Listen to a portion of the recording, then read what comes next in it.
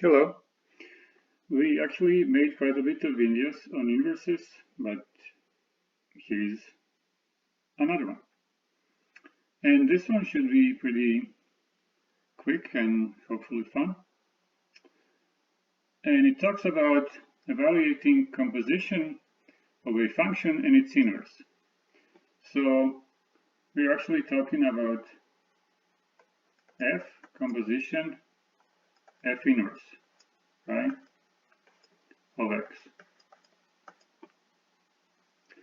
Now, by definition, if two functions are inverses of each other, like f and f inverse, right, they're obviously inverses of each other, then their composition should give us x, should always be equal to x. Like, remember the rule for two functions to be inverses, let's say function f and function g of x. Their composition needs to be equal to x, and then composition the other way around, f composition, g composition f, also needs to be equal to x. So,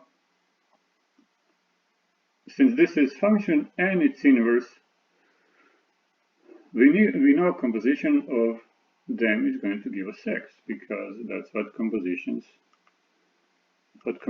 do, right? So if you are asked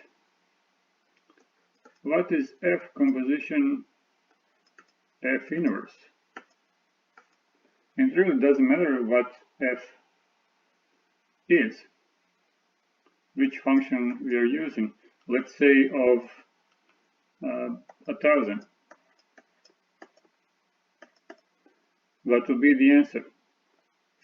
Well, see, we replace this x by 1000. That means, well, this x is going to be 1000. No calculation needed.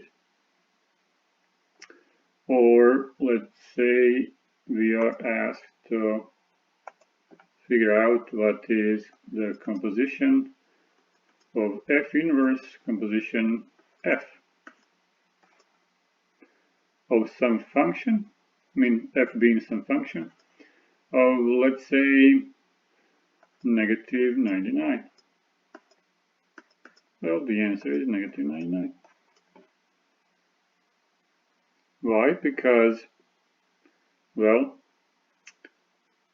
f inverse and f, when we take composition of them, they will give the same output. They will give the output that is the same as input. Now, you might wonder how does that happen? Well, we get the input, we put it, let's say, right here in the f function. We put it into f, and it's gonna give us some output.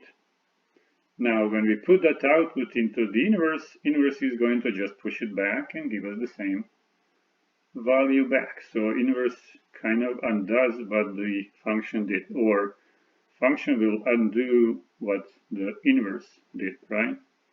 So in this kind of problems, you don't really need to do any calculation. See, I didn't even give you what is f equal to, or what is f inverse equal to. It doesn't matter. If the two functions are inverses of each other, whatever you plug in, you'll get the same value out. I hope you're pleased with this outcome, because it really doesn't require any calculation. You simply just need to know that whatever you put in, the same thing is going to come out after these two functions digest. I hope you liked the video. If you did, click like, click subscribe if you didn't already, and don't forget to smile.